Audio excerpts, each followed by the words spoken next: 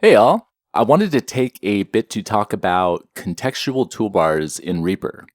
I just learned about these and they are already a game changer for me in terms of workflow.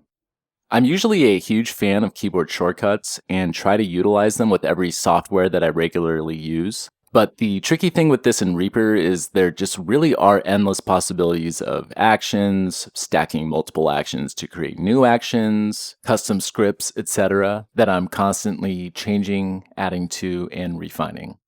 That alone has made it pretty difficult for me to memorize a set of keyboard shortcuts versus something like Ableton or Logic, where functionality and workflow is somewhat comparatively limited and the endless choices of Reaper do not exist. On top of that, I easily find myself running out of options for shortcuts and modifier keys. That's why when I recently discovered contextual toolbars, I was instantly excited at the possibilities. So let's dive in. Essentially what it is you assign a shortcut to bring up a contextual toolbar, and depending on what your mouse is over at that point, this will bring up a different assigned toolbar. For instance, when my mouse is over the track control panel, I have it set up to bring up my custom track toolbar. When it's over an item, I have it set up to bring up my custom item toolbar, and so on. This makes it super quick and easy to bring up a list of common actions I repeatedly use when working in those specific areas. So first, make sure you have SWS configured in Reaper. If you don't, there are many great tutorials out there for that, so I won't be covering that in this one. First off, if you don't know how to customize your toolbars, go to Options, Customize Menus/Toolbars. You can also right-click in any toolbar area and select Customize Toolbar. In here, you can select which toolbar you want to edit in the upper left-hand corner. There are some pre-built ones as well as 32 custom slots and 16 for MIDI. Then you can click Add to add any action or custom script as an option to that toolbar. If you want to edit the icon for that, you can right-click the icon box and a list of available icons will appear.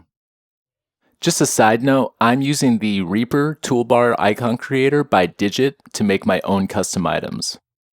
Really slick tool for very cheap if you are interested in customizing those further.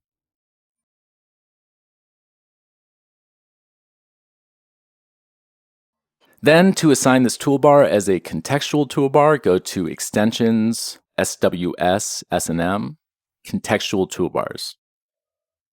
So at the top of this, you can choose from one of 8 presets. This way, you can essentially have 8 different toolbars that you could bring up in each context and assign each one of those presets a different shortcut.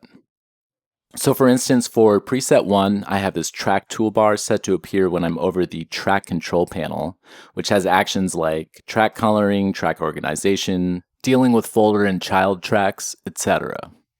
For preset 2, I have all of my favorite effects, so I can easily add an effect to the selected track.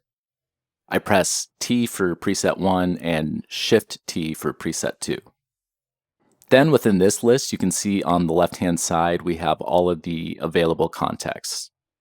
Double-clicking in the toolbar field will let you select which toolbar you'd like to assign to this context. You can also choose to offset where the toolbar comes up positionally under the offset column. On the right-hand side here, you can dial in settings for how this toolbar will appear and certain behaviors.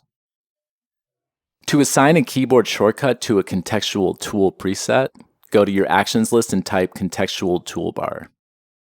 You'll see you can either choose exclusive toggle or open close for each toolbar.